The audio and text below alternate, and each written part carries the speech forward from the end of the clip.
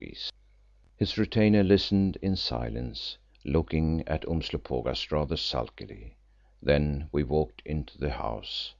As we went the captain said, "Señor Tomaso, he calls himself Señor, is my manager here, and a clever man, honest too in his way and attached to me, perhaps because I saved his life once. But he has a nasty temper, as have all these cross breeds, so I hope he won't get wrong with that native who carries a big axe." "I hope so too, for his own sake," I replied emphatically. The captain led the way into the sitting room. There was but one in the house. It proved a queer kind of place, with rude furniture seated with strips of hide after the Boer fashion, and yet bearing a certain air of refinement which was doubtless due to Inez, who, with the assistance of a stout native girl, was already engaged in setting the table.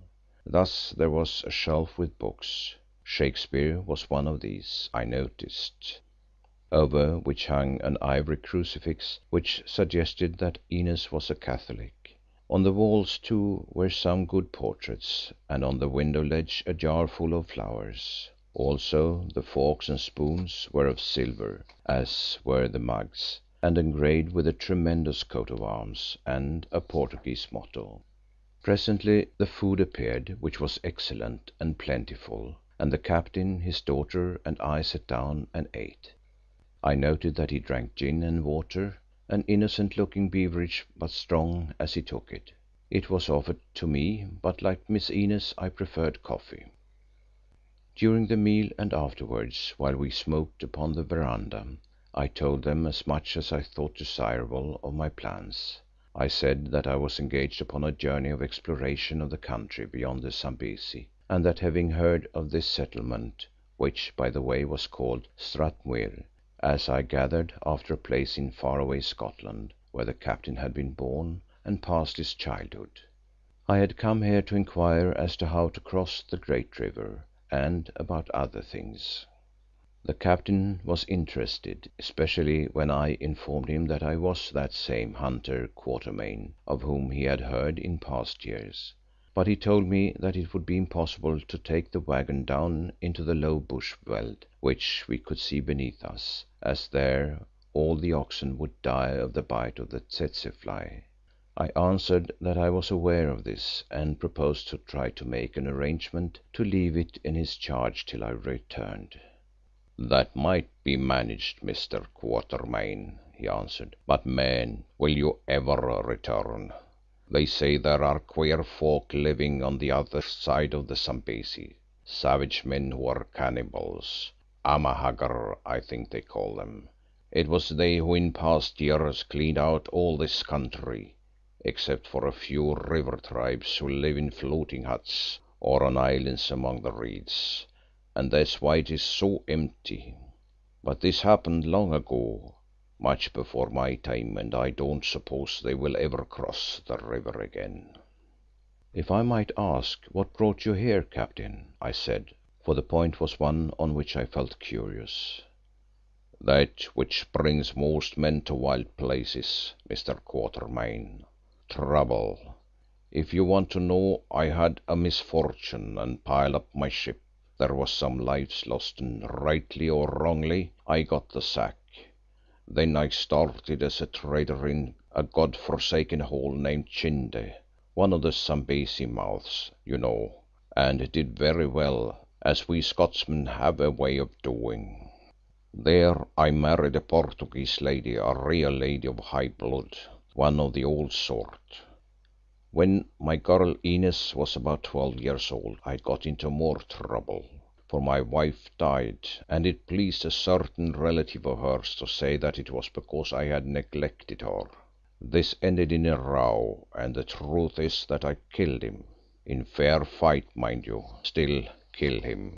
I did, though I scarcely knew that I had done it at the time, after which the place grew too hot to hold me. So I sold up and swore that I would have no more to do with what they are pleased to call civilization on the East Coast." During my trading I had heard that there was a fine country up this way, and here I came and settled years ago, bringing my girl and Tommaso, who was one of my managers, also a few other people with me, and here I have been ever since, doing very well as before, for I trade a lot of ivory and other things and grow stuff and cattle, which I sell to the river natives. Yes, I'm a rich man now, and could go to live on my means in Scotland or anywhere." "Why don't you?" I asked.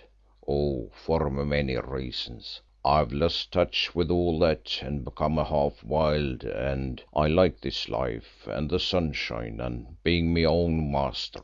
Also, if I did, things might be raked up against me about that man's death. Also, though I dare say it will make you think badly of me for it, Mr. Quatermain, I have ties down there," and he waved his hand towards the village, if so it could be called, "which it wouldn't be easy for me to break. A man may be fond of his children, Mr. Quatermain, even if their skins ain't so white as they ought to be. Lastly, I have habits, you see. I'm speaking out to you as man to man, which might get me into trouble again if I went back to the world," and he nodded his fine, capable looking head in the direction of the bottle on the table. "I see," I said hastily, for this kind of confession bursting out of the man's lonely heart when what he had drunk took hold of him, was painful to hear. "But how about your daughter, Miss Inez?" "Ah," he said with a quiver in his voice, "there you touch it. She ought to go away. There is no one for her to marry here, where we haven't seen a white man for years, and she's a lady right enough, like her mother. But who is she to go to, being a Roman Catholic, whom my own dour Presbyterian folk in Scotland, if any of them are left, would turn their backs on? Moreover, she loves me in her own fashion, as I love her, and she wouldn't leave me because she thinks it her duty to stay, and knows that if she did I should go to the devil altogether. Still, perhaps you might help me about her, Mr. Quatermain. That is, if you live to come back from your journey," he added doubtfully. I felt inclined to ask how I could possibly help in such a matter, but thought it wisest not to say nothing. This, however, he did not notice, for he went on.